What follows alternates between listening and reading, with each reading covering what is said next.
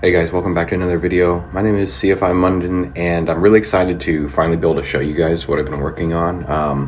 I haven't posted in a couple of weeks because if you guys remember from my last videos, I'm actually going to be moving into creating cockpit educational videos like this, how to do certain maneuvers, kind of some back briefs on my students' lessons, and give you guys some tips and tricks. So this is kind of the sneak peek into that. I'm not really done yet. I need to get some audio recording equipment.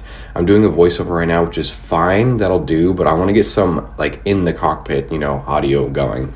So I got a cord coming in a couple of days, but yeah. This is what you guys are going to be getting. I'm really excited to make this, kind of show you guys what I do, how I operate. But right now I'm operating out of Caldwell, and this place is it is terrible. It's called the Hornets nest for a reason. Lots of traffic. You have to maintain situational awareness at all times, untowered airport. And right here I'm looking out the window because I noticed that there's a helicopter that's calling his base on the opposite side, and we're also on our base. So I'm looking out the window and I'm trying to get him in sight. I see him on the ADSBN, and then all of a sudden I get him in sight right here.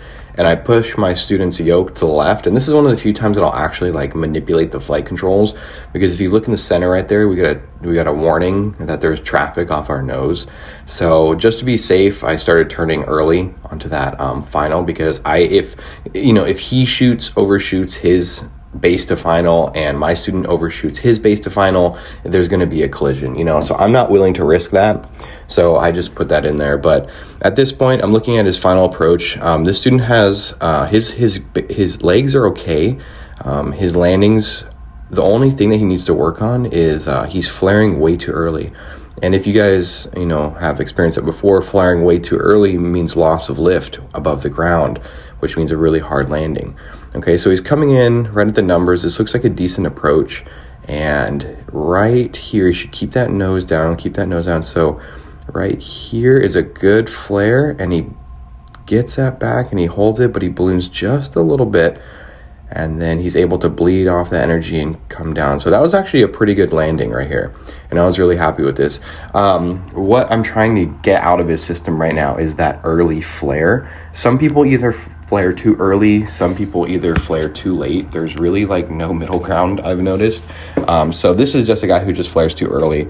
And the way to solve that is just to tell him literally to hold off that flare for a little bit longer and to adjust his sight picture. So yeah, anyways, that's a little taste of like what I got going on. I'm going to get a few more GoPros set up, and I'll see you guys.